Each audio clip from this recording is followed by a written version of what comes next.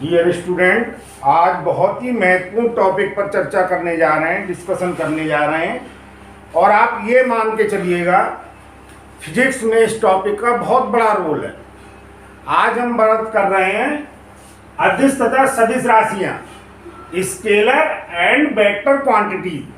तो सबसे पहले जो डेफिनेशंस हैं वो मैं आपको बता रहा हूँ। सबसे पहले हम बात कर रहे हैं अदिश राशियों की। हम कह सकते हैं ऐसी भौतिक राशियां जिनको प्रदर्शित करने के लिए केवल परिमाण की आवश्यकता होती है, दिशा की नहीं, अदिश राशियां कहलाती हैं।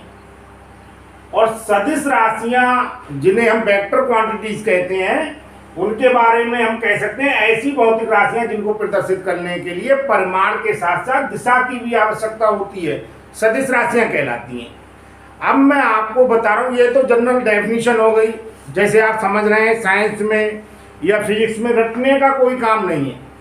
अगर हमारे कोई तथ्य है, फैक्ट है, समझ में आ जाएगा तब तो आगे लागू कर सकते हैं हम उसे, लेकिन केवल हम रट ले रहे हैं तो वो क्या है, बेकार है।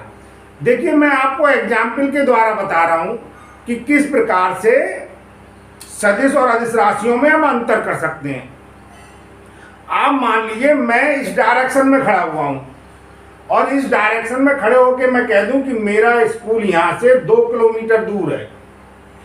अब सामने वाला जो व्यक्ति है वो स्कूल पहुंच पाएगा? नहीं पहुंच पाएगा, क्योंकि उसे ये नहीं बताया अभी हमने कि हमें जाना किस दिशा में है। उत्तर दिशा में जाना है, पूर्व दिशा में जाना है, पश्चिम दिशा में जाना है, दक्षिण दिशा में जाना है। केवल हमने उसे दूरी बता दी। दूरी का मतलब केवल क्या बता दिया? परिमाण बता दिया। और परिमाण जब बता दिया, दिशा नहीं बताई, तो वो गंतव्य स्थान तक नहीं पहुंच पाएगा। लेकिन अगर हम दूरी के साथ साथ उसे डायरेक्शन भी बता दें, हम उसे बता दें कि हमारा स्कूल यहाँ से 2 किलोमीटर दूर पूर्व दिशा में है, तो आप समझ रहे हैं वो व्यक्ति 2 किलोमीटर दूरी पूर्व दिशा में चलकर जब तय कर लेगा तो वह स्कूल पहुंच जाएगा। तो जो भौतिक राशियां आप समझ रहे हैं जिन्हें प्रदर्शित करने के लिए केवल मात्रा की, परिमाण की, क्वांटिटी हम कह सकते हैं, उसकी आवश्यकता होती है, वो तो अदिश राशियां होगी। और वो भौतिक राशियां जिन्हें प्रदर्शित करने के लिए परिमाण के साथ साथ दिशा की भी आवश्यकता होती है, वो क्या होगी? सदिश राशियां होंगी। अब मैं आपको, वैसे भी आप बिल्कुल हिंदी के तौर पे समझते हैं, दिश का मतलब दिशा से है। आदिश अलग अलग कर लो, आदिश यानी जिसमें दिशा नहीं, दिशा की आवश्यकता नहीं, वो तो होगी अदिश। और सादिश यानी दिशा से जिन्हें प्रदर्शित करने के लिए दिशा की भी आवश्यकता होती है, वो कहलाती है सदिश राशि। तो मैंने आपको एक एग्जाम्पल देके बताने का प्रयास किया है कि सदिश और अदिश राशियों में क्या अंतर है। अगर हम उदाहरण में देखें तो जो अदिश राशियां हैं उनमें उदाहरण में क्या था? द्रव्यमान है, दूरी है, चाल है, समय है, ये सभी कैसी अदिश राशियां हैं। और जैसे आपका विस्थापन है, त्वरण है, वेग है, बल है, इस प्रकार की राशियां क्या है? इस प्रकार की राशियां सदिश राशियां हैं। ये जो अदिश राशियां हैं, इनकी दिशा बदलने पर इन राशियों पर कोई प्रभाव नहीं पड़ता है, जबकि सदिश राशियों की दिशा बदलने पर इन पर प्रभाव पड़ जाता है। जैसे मैं एग्जाम्पल से आपको बता रहा हूं, मान लीजिए इस दिशा में जो बल है,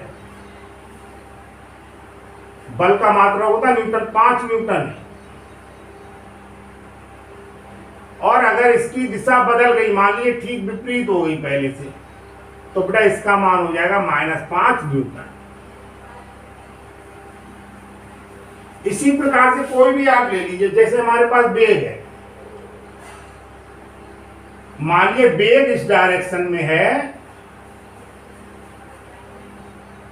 20 मीटर प्रति सेकंड। अगर इसकी डायरेक्शन बदल रही है, मैं आपको विपरीत डायरेक्शन के हिसाब से बता रहा हूं, तो इसका वेग फिर कितना हो जाएगा? इसका वेग हो जाएगा -20 मीटर प्रति सेकंड।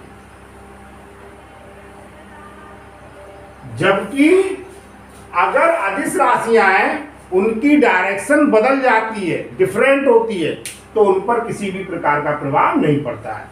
अगर आपको ये वीडियो पसंद आया हो तो उसे लाइक कीजिए, अधिक से अधिक शेयर कीजिए और मेरे चैनल को सब्सक्राइब कीजिए, जिससे 9th स्टैंडर्ड के सभी वीडियोज आपको प्राप्त हो जाएं। धन्यवाद।